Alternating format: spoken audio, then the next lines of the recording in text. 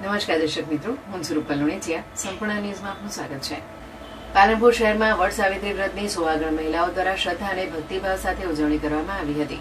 મહિલાઓએ પતિના લાંબા આયુષ્ય, સારા સ્વાસ્થ્ય, સુખ સમૃદ્ધિ અને અખંડ સૌભાગ્યની કામના સાથે વ્રતનું પાલન કર્યું હતું. વહેલી સવારથી મહિલાઓ પરંપરાગત વસ્ત્રો ધારણ કરી વટવૃક્ષના દર્શન અને પૂજા અર્ચના માટે પહોંચી હતી અને વટવૃક્ષની વિધિવત પૂજા કરી, પરિક્રમા કરી અને પવિત્ર દોરો બાંધી પરિવારના કલ્યાણ માટે પ્રાર્થના કરી હતી. ધાર્મિક માન્યતા મુજબ વડ સાવિત્રી વ્રતનું વિશેષ મહત્વ છે. આ વ્રત સાવિત્રી અને સત્યવાનની પૌરાણિક કથા સાથે જોડાયેલું છે, જેમાં સાવિત્રીના અડગ પતિવ્રત ધર્મ, શ્રદ્ધા અને દ્રઢ સંકલ્પના કારણે સત્યવાનને નવજીવન પ્રાપ્ત થયું હતું. આ કારણે સુહાગણ મહિલાઓ આ વ્રતને વિશેષ આસ્થાથી ઉજવે છે. આ પ્રસંગે મહિલાઓએ પોતાના પરિવારના સુખ સમૃદ્ધિ અને કલ્યાણ માટે પ્રાર્થના કરી હતી, તેમજ વડીલોના આશીર્વાદ મેળવ્યા હતા. શહેરના વિવિધ મંદિરો અને વટવૃક્ષો પાસે વિશેષ પૂજનનું આયોજન થતા સમગ્ર વાતાવરણ ભક્તિમય બન્યું હતું. વડ સાવિત્રી વ્રત ભારતીય સંસ્કૃતિમાં દાંપત્ય જીવનની અતૂટ લાગણી, વિશ્વાસ અને સમર્પણનું પ્રતીક માનવામાં આવે છે. શહેરમાં આ પર્વની ઉજવણી ધાર્મિક ઉત્સાહ અને શ્રદ્ધાભાવ સાથે કરવામાં આવે છે.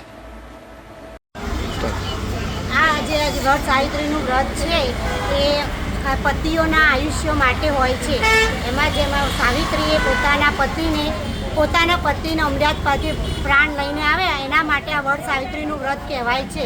આ હનુમાન ટેકરી વડવાળા હનુમાન દાદાના ત્યાં કોલેજની સામે આ વર્ષોથી અહીંયા પૂજા થાય છે અને આ પૂજા હું 19 વર્ષથી કરવા આવું છું અહીંયા. અને અહીંયા બધા શાંતિથી, મહારાજ પણ શાંતિથી વ્યવસ્થિત પૂજા કરાવે છે.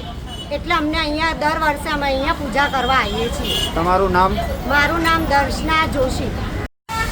અમે આ વ્રત ખાસા 13 વર્ષથી કરીએ છીએ અને અહીંયા વડવાળા હનુમાને આ વ્રતની પૂજન માટે અહીંયા આવીએ છીએ. અને આ વ્રત પતિના લાંબા આયુષ્ય માટે જે સાવિત્રીએ કર્યું હતું એ કરીએ છીએ. એનો જીવ પણ એને યમદૂત પાસેથી પાછો લાવ્યો હતો એના માટે. તો તમે બધાએ આ વ્રત કરવા માટે, વડ સાવિત્રીનું વ્રત કરવા માટે અહીંયા વડવાળા